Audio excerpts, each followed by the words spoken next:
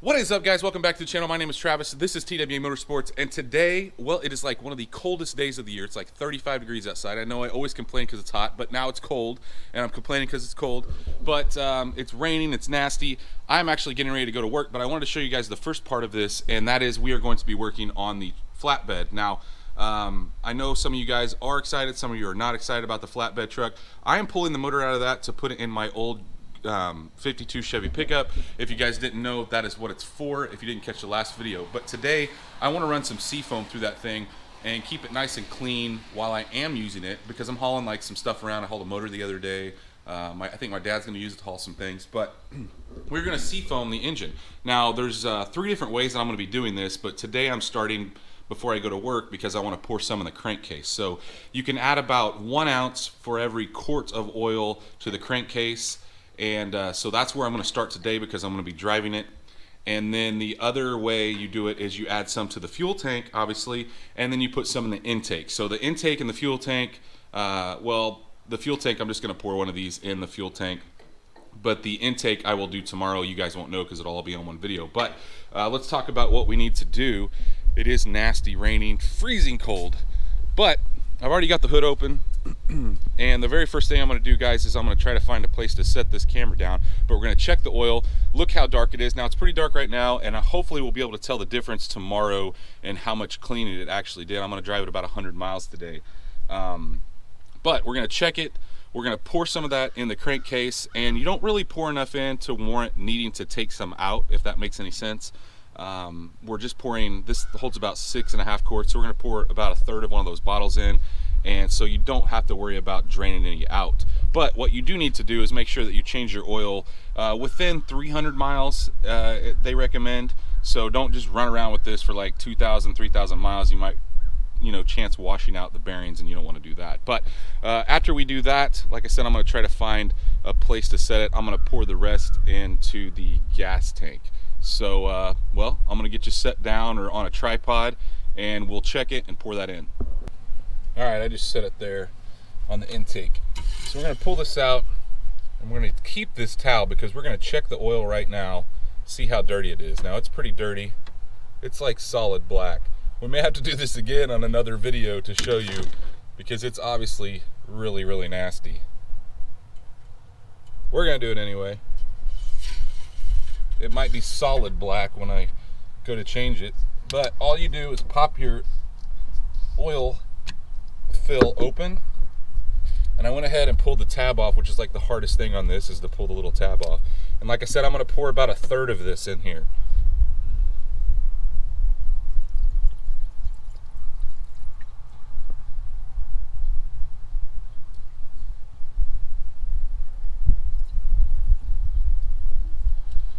And then just seal this sucker back up. And that is the first part. Now the rest of this, I'm going to go ahead and pour in the gas tank. And the gas tank is really weird on this thing, guys.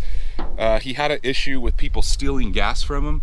So he ran this lock box up here in order to keep people from, they were hacking just the rubber and stealing gas because it was setting somewhere where he wasn't at. So it's kind of a process to put gas in it, and it doesn't like to fill completely up. So, and then the gas gauge doesn't work. So it's kind of a like, there's several things going crazy. Every time I drive it, I just kind of put like, I don't know, 5 or 6 gallons in it and obviously make sure I don't run out. But I'm going to pour the rest of this container into the fuel system, and then we will cut to tomorrow where I check the oil again.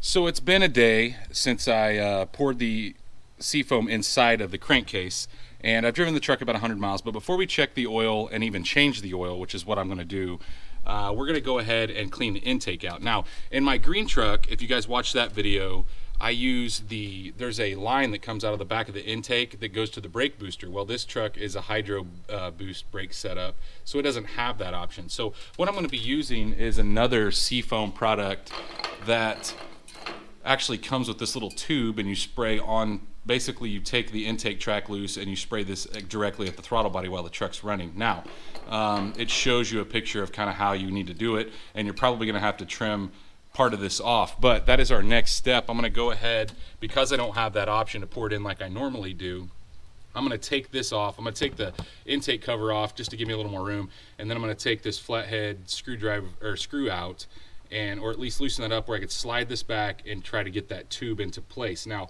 once we do that, you need to make sure your truck is nice and warm, and this truck is. I just got back from a drive with it. We're going to go ahead and spray that while the truck is running. Now, normally on a throttle that doesn't have a cable, so a drive-by-wire, you would probably be best if you had another person, that way they could run the throttle. But since I've only got one person, and luckily this is a drive-by cable, I can go ahead and adjust the throttle accordingly up here while I'm spraying this in. So I'm going to get it all hooked up, and then I'll give you guys a look at what I'm talking about.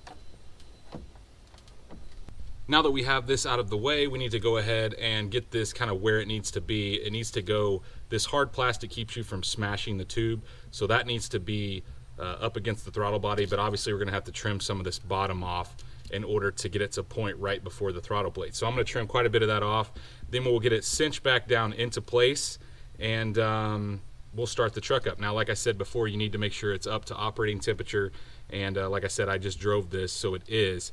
But we'll get this all put into place. Like I said, I'm going to trim that down, and this 45 is the top, so obviously that's where we're going to be basically spraying. I'm going to hook this up to the can. So we'll go ahead and get this into place, and then we'll start it up and see if we can make some smoke. So now we have the tube cut down and into place, as you can see. I will tell you guys, you need to go ahead and loosen this up as much as possible. Chances are you're going to have some air leaks around this, but don't worry about that. The biggest thing is to try to get it back on there as best you can, and we have that. So we are now ready to start the truck up, and it's kind of hard to tell because you're outside of the vehicle, but you need to hold it at around 2,000 RPMs until the can is completely empty. Once the can is empty, go ahead and shut it off, and then we'll wait about 15 minutes. That gives that time to soak on top of the pistons and on the valves, the intake, inside the intake, and then we'll start it up, and we should see quite a bit of smoke.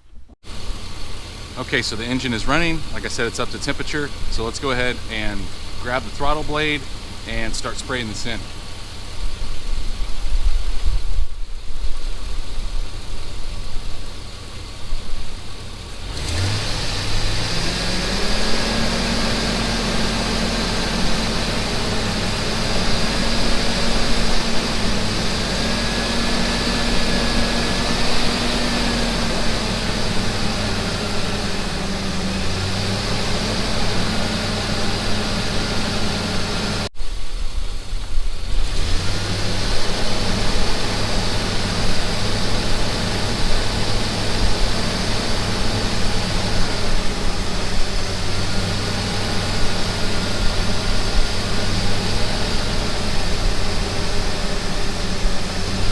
So hopefully you guys were able to see, the tube just wasn't working correctly. So what I did was I just let it run with this off, and honestly it's not that big a deal. You're not getting mass airflow metered air going through, it's just running off the map sensor in the back, but not gonna hurt anything. So I just did it that way, took this off and sprayed it directly in the intake track. And so now I'm letting it set for about 10 to 15 minutes, and we'll start it back up, and well, we'll go from there. Hopefully we'll get a ton of smoke and get some of that carbon buildup out of there. So in the 10 minutes I've been waiting, I went ahead and put the intake cover back on and hooked the throttle body back up. That tube method, guys, sucks, and you just can't get enough in there, and I don't think we're gonna get a ton of smoke, to be quite honest with you. I just don't think we got enough in there, but we're gonna let it set for another probably 5 minutes or so. It's been about 5 to 10 minutes, and then we'll start it up. And sometimes it's a little hard to start because you're getting, obviously you have a ton of stuff pooled up in there, so that's pretty normal. But we'll start it up here in just a second, and we'll look and see if any smoke we get. Like I said, I just don't think we're going to get as much as when I do the method where I pour it in the back of the intake. Now, I could probably crawl back there and find a method to pour it in there, but I think this is going to be good enough. I think eventually when I take this motor out of this truck, I'll probably be cleaning a lot of this off anyway, and I'll probably clean the intake separately if I even use the intake. So let's go get, well, like I said, I'm gonna let it set for a couple more minutes, and then we'll start it up. We'll go back there and see if it's any smoke, and then we'll take a look at the oil like we started yesterday.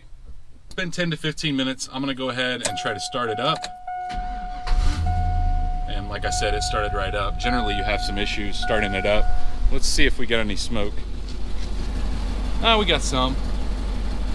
Not as much as I'd like I said, but you know, oh well. Not as good a method as the methods I've used before. But anyway, guys, let's go ahead. We'll get it, I'm gonna drive it down the road, kind of blow some of this smoke out, and we'll pull it back up here, and we will take a look at that oil and see how grody it is. Now, you saw yesterday that it was pretty nasty to begin with, and this thing's needed an oil change, but wanted to go ahead and run that stuff through before I did the oil change, and well, we'll take a look at it here in just a second. We're back from a little drive down the road to get all that smoke out, and you can see that I've got, now this is dried since yesterday, but that is the oil check from yesterday. Let's pull it out and see how bad it is now. Chances are that's pretty bad, the first one, but this one's probably going to be just as crappy. Yeah, that's a little darker. But like I said, you really would see the difference here if you had changed the oil. Well, if the oil were changed before and then we put it in, we'd get quite a bit more. But it is a little darker. But I'm going to go ahead. We're going to crawl under this thing. Now, one of the cool thing about this is I don't have many vehicles that you can just get under and change the oil without lifting them up. But this is one of them. So I'm going to crawl underneath there. We're going to get a drain pan into place, and let's get that old oil out of there. So let's take a look under this thing. Look how much oil is on the pan. Obviously the pan gasket is toast, but we'll be replacing that when we get this motor out, because obviously this pan's not going to work in my truck anyway. It just sets too low. But tons of oil caked up down here, and if you notice, it also has an oil cooler that's hooked up back right above the filter that goes up to the front, which is kind of cool. I may end up doing that, I'm not real sure. And then there's like a wasp nest right there, you see that? Pretty nice. Anyway, it's just a 15 millimeter, and there is our drain plug. Obviously it's going to go up against that hot exhaust. The truck is warm, guys. I like to change it when it's warm. It comes out way faster. So I'm going to go ahead and knock that off, and we'll take a look at that oil. It's probably going to be pretty watery.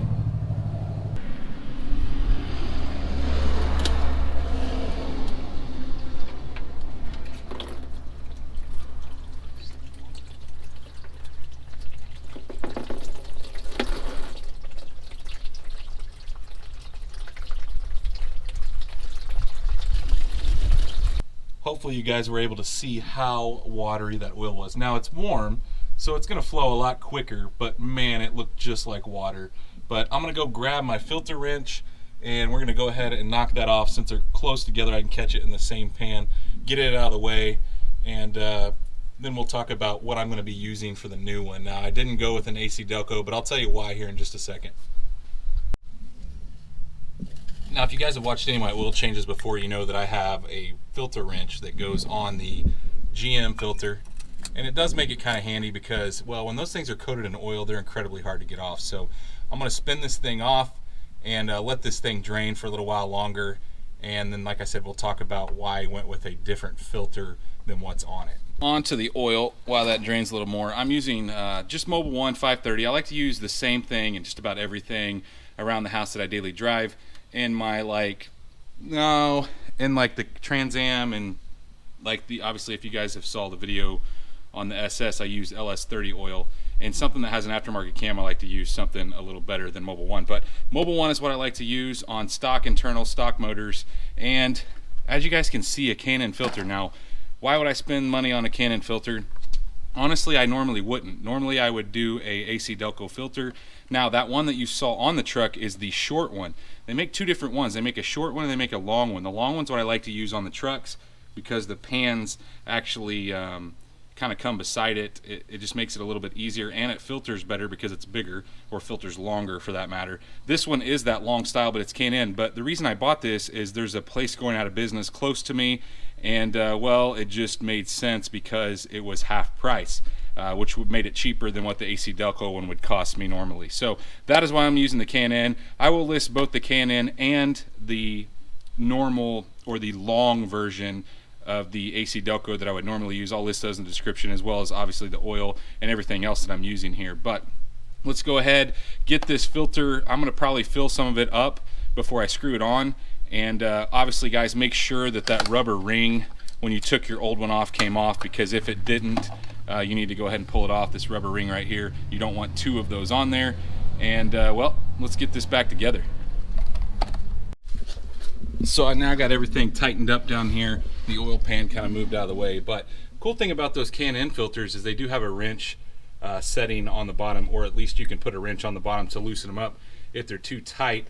And I do like to use a wrench to tighten them up because generally my hands are oily. Now I don't get them crazy tight, but oil plugs back in, filters on. So let's go up top and take a look. Obviously you guys know how to put oil in a truck, but I did fill probably half a quart in that filter. I always like to do that so it's not dry starting. Got my funnel in place here, so let's get some oil in it. And I'm going to start with, it takes 6.5 quarts. I'm going to start with probably 5.5, and then we'll kind of check the level and go from there. But that is our next step. We're getting close to finishing up as far as not really a tune-up, but this thing needed an oil change and some clean out.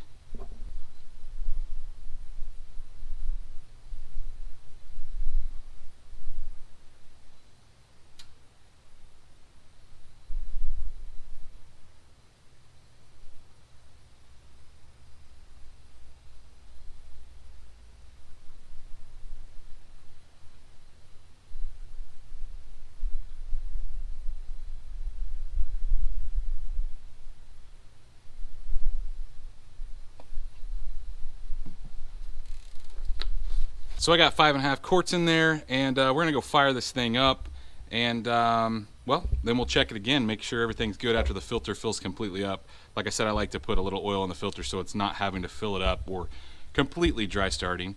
So let's go start it and check it again, and then we'll talk about my reasoning behind doing this. You guys know that I'm pulling the motor out of this truck, but we'll talk about at the end of the video here, why am I spending the time to do this, and kind of what my future plans are. I did get everything buttoned up under here. I did have to put another quart in it. It took 6.5 quarts exactly. Now I think part of the reason of that is because it was really watery coming out with adding that seafoam. Now, would I recommend this seafoam method? Absolutely, I would recommend it for the oil. I don't know about the intake track, to be quite honest with you. This kind of sucked. It did not do as good a job, in my opinion, as pouring it directly in the booster, the brake booster line that goes into the back. But nonetheless, I did it. Would I recommend that tube method? No, I probably wouldn't buy that. I'd skip on that. I will list it down below if you guys want to try it, or maybe do the method that I did, which seemed to work a little better. Now I got a bunch of crap under the hood, but as you can see, I have a ton of cleaning to do on that engine before it goes in my old truck. But why am I working on this truck? Why am I showing you guys videos of this? I want to show you guys everything that I do. So not just the fun stuff, but I want to show you the daily stuff that I do, because, well, it's stuff that I have to do. I'm driving this daily right now because I'm getting ready to start tearing down the SS. Now, when I say tearing down, I'm just taking all the performance stuff off, putting it back to stock, and I'm going to be using a lot of those pieces on this truck eventually. The goal was to get this motor out and in the old truck just as it is, not putting any performance stuff on. That might end up changing when we get involved in that. So that's going to be kind of a winter project. So I'm going to be using this truck for a while now. It is the only V8 truck that I have right now that I can pull a trailer with. Now, I don't pull a trailer a lot, but when I need to pull a trailer, which I do have, a couple people commented, why don't you get a trailer when you're going to pick up vehicles? Well, I don't have anything to pull it right now. The green truck is a 6-cylinder truck, and it wouldn't pull a trailer very well, at least not a car trailer. So that's what I have, and I have a huge mess out here, guys. But I wanted to give you guys an idea of what happens here on a daily basis, not just the fun stuff that we do, but we work on the Buick, which isn't here. My wife's actually in it right now. But look how watery that oil is. It definitely needed to be changed. Like I said, it's probably because I put all of that seafoam in the crankcase, but awesome product. I do recommend that, guys. I run it through the gas tank as well. As you guys know from the first of the video, I did pour the rest of that in the gas tank, and that's a process that I like to do at least once an oil change. So the inside of this motor should be nice and clean for when we take it out. But if you guys do like this stuff, if you like this video, please smash that thumbs up button. Like always, guys, if you're not subscribed, go down, hit the subscribe button. I promise we won't be working on turds like this all the time. And well, while you're down there subscribing, make sure you ring that bell icon. That way you're notified every single time we drop a new video. And stay tuned. See what we do next.